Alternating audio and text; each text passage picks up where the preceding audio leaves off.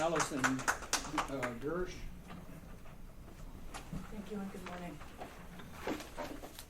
Ladies and gentlemen of the board, assembled professionals and concerned parties, you face the most difficult task at hand, one of truly listening and understanding without being defensive.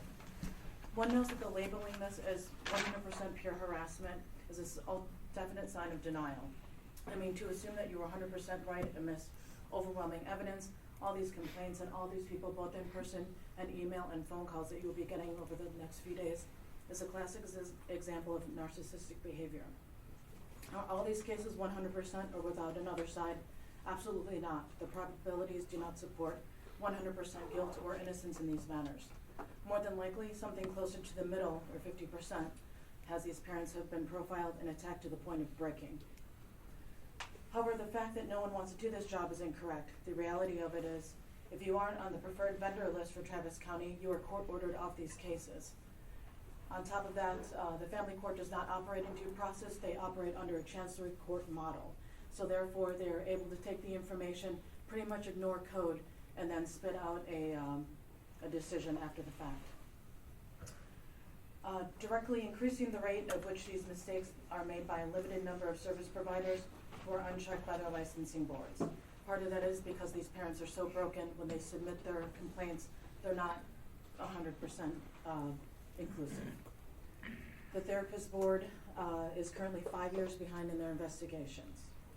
As we stand here today with cases of undeniable evidence, time, profit, and pain, we simply ask for the industry to regulate itself in order not to engage children in automatic loyalty conflicts that automatically occur during high conflict situations, as established by Dr. Judith Wallerstein's 25-year study on divorces. The study further establishes that children who want to make both parents happy aren't always able to see the repercussions of their actions, thereby making them easy to manipulate by the controlling and abusive parent. The Centers for Disease Control indicate that adverse childhood experiences leave life-lasting repercussions on children, both mentally and physically. So prolonging the nightmare for children for 2 to 3 years and continuing the control cycles that existed during the marriage is detrimental to child development. Mental health providers allegedly committing acts, as Dr. Sherry allegedly has only further drug out the process, and most of the time she doesn't even bother talking to all the targeted parents, collateral witnesses, and evidence. Sherry has recommended parental rights be terminated for former stay-at-home parents, causing further traumatic change for these children. The consequences which range from ongoing anger issues to split personalities. So I'm asking that a minimum that the board establish fail-safes in order to promote ethical behavior to protect children and families from these types of models. Capping hourly rates per subject income, or at least for former stay-at-home parents, to decrease the terror for former stay-at-home parents. Short but regulated timelines that need to be strictly adhered to. Penalties for ignoring evidence and input from parties named in these cases. Additional financial penalties need to be put in place for taking advantage of CPS issues at hand. The governor of the state of Texas has issued public statements starting back in 2012 regarding the issues that CPS has operationally. Additional financial measures should be put in place for service providers who commit fraud in order to profit off the backs and blood of children. These funds should be used to encourage children-based support groups, which are totally anonymous for children, so they are safe to speak and not be used against them in court as statements.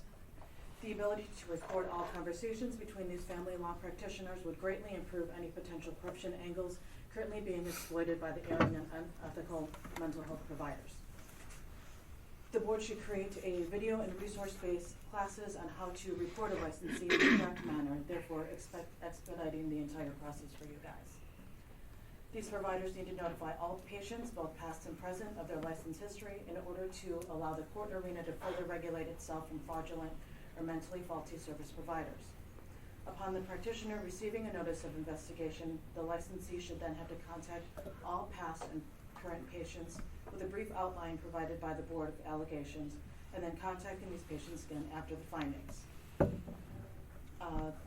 The state legislature did not work hard for all this code for it to be completely ignored, nor will they be happy finding out that the licensing board cannot operate ethically without additional measures instilled upon these licensed providers and their like-minded peers. That being said, no professional in any arena should be threatened, should be followed, should be harassed or stalked in any way, shape, or form. So additional protections should also be instilled on that per code, and I'll be pushing that with the legislative session too. Thank you very much for your